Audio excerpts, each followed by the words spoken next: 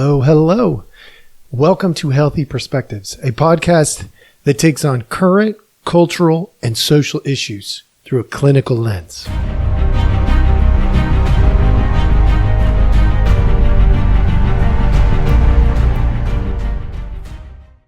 Hello, hello. All right, welcome back. For those of you who are joining us for the very first time, please go in after you listen, like, subscribe, do all of those things.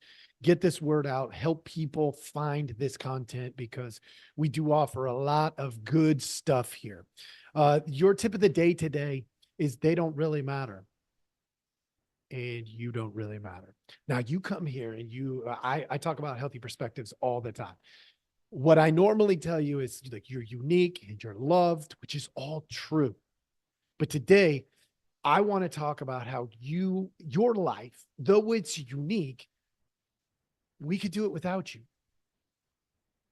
We could do it without me too. I know some of you are probably listening going, oh my gosh, I'm going to go self-deprecating here for a second. Like, of course we could do it without you. Your content. I mean, let's put it this way. You put out some content. See, we could do it without you. If you want to sit here and consider my content and how it's really not that great sometimes, or maybe not. Maybe you think my content is great, but really, we could do it without me. I say all this because there's that tension right there between how much we think we matter and how much we actually matter. See, I went away for the weekend. I had a family outing. And I came back and I was like, all right, let's dig back in. What's happened since I've been gone? I was gone for like 4 or 5 days. What's happened? And the big news, the biggest news of them all, Donald Trump was on Twitter or X. Whoa, groundbreaking material. Oh my gosh, who would have ever thought that a running president, somebody who wants to be the president of the United States, might do an interview on a media site of some sort. Never would have guessed. I'm only shocked that there's not more of this going on, to be honest.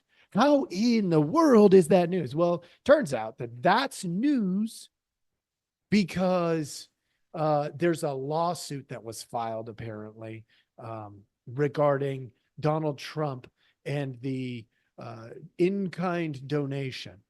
Well, if that's the case, then every politician that uses any media outlet during their run-up to their raise should have a lawsuit. That makes sense. Look, people, I left for like 4 or 5 days in the middle of a presidential race that has been wild. And nothing's changed.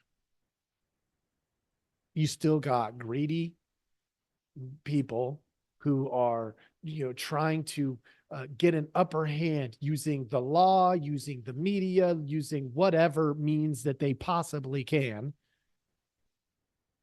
to take down their opponent or to try to get a victory of their own. And generally speaking, it's to take down their opponent, which, I mean, that's kind of the name of the race in 2024 is how can I take down my other opponent? It's not how can I boost up our country? How can I take down the opponent? So not really much has changed. And these are supposed to be some of the most influential people in our world today. Does that not put in perspective for you that tension between how much we think we matter and how much we actually matter? Like a lot of people, go back, 20 years, go back to George Bush, go back to, Bill Clinton, go back to, all these people who think they mattered. How much Obama, how much did they actually matter? Like they think they matter way more than they actually do. That's a reality, folks. Look, if you're going to matter, it has to be impeccable timing. mixed with a perfect approach, which means even though you got to do what you can to be prepared for that opportunity, the chances of you doing that, the chances of me doing that are so infinitesimally small that I would say you're counting on something of greater power and significance than you in order to influence it. In other words, it can't be you that would make your life so meaningful that it changes the world forever. You just can't do it. And yet you're unique, and we need your gifts. That when you're uniquely you and not trying to be somebody else, we all win together. And the one who gets boosted up into that high power position ends up making things amazing only because we're all doing our part.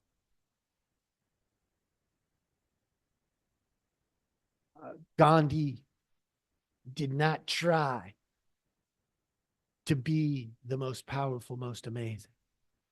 Jesus Christ did not try to be the most powerful and most amazing. Martin Luther King Jr.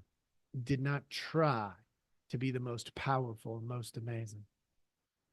All but one of these was a flawed person.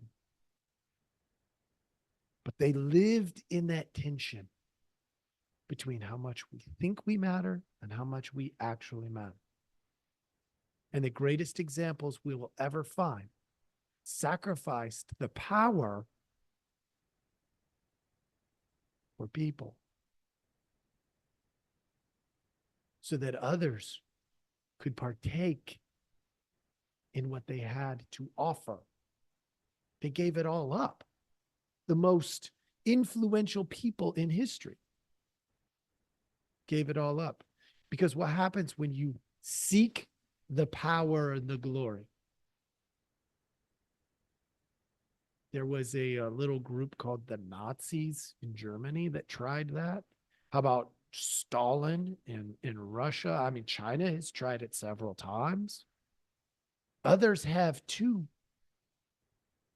When we live outside of that tension and we try to take power and take control because we think we are better, that narcissistic tendency, we lose the ability to empathize with the people, and therefore we stop serving them and we serve our own function.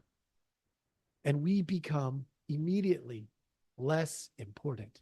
Matter of fact, to the point where our death, our loss of influence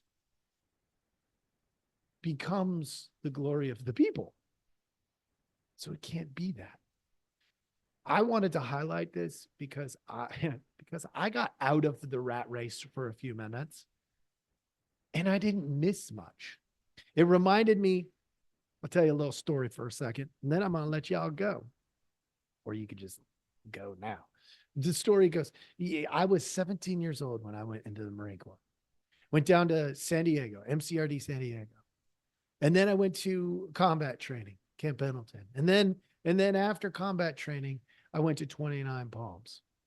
And so during this, maybe, 3, 4, 5, 6 months or thereabouts of my life,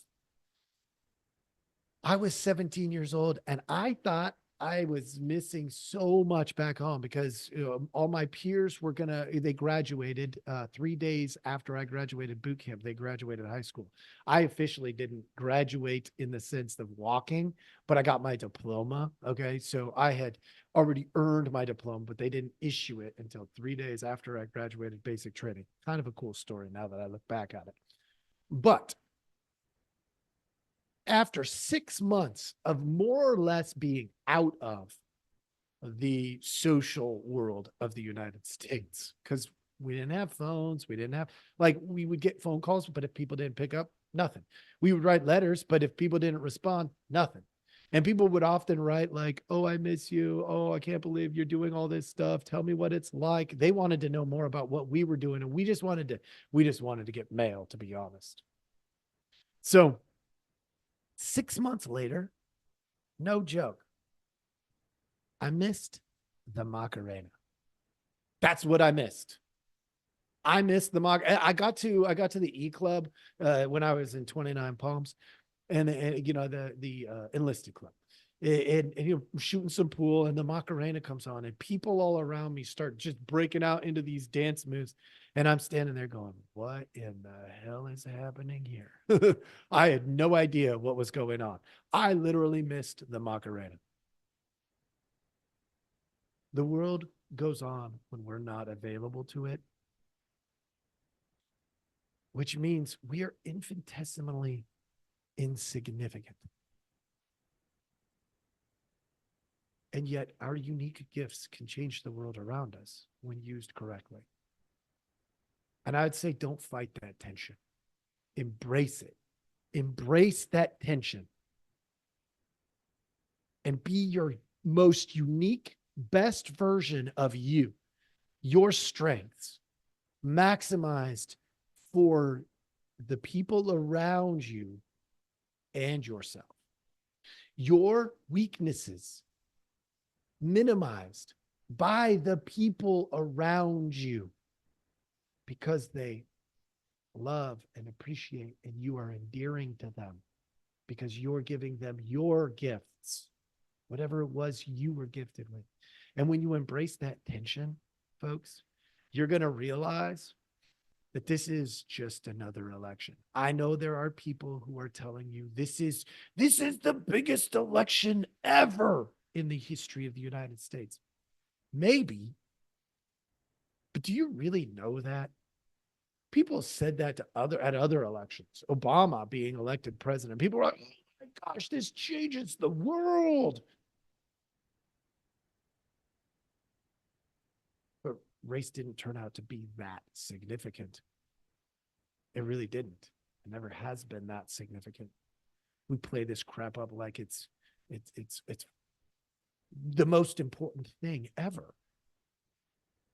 We play up all kinds of crap as though it's the most important. The clothes you wear, the words you choose, the party you affiliate with.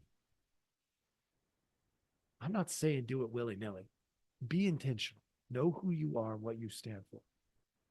But understand at the same time, it's both amazingly important and completely insignificant. Embrace the tension. This was a little different for you folks. Let me know what you think. I hope this was helpful. And I hope to see you again or hear you or get an email or a note on my social media, something like that. I love when you participate. Thank you so much for joining us, and I hope you have a wonderfully tense day.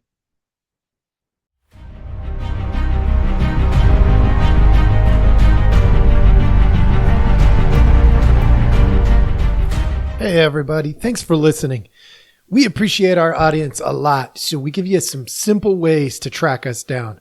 Please like, subscribe, and follow all the podcasts on different platforms, but you can also email us at healthyperspectives@protonmail.com, or you can check out our website at healthy-perspectives.com/podcast. It's a backward slash. So if you want to go to our landing page, if you go to healthy-perspectives.com, you'll still find us. You just got to click on the podcast button. Thank you so much.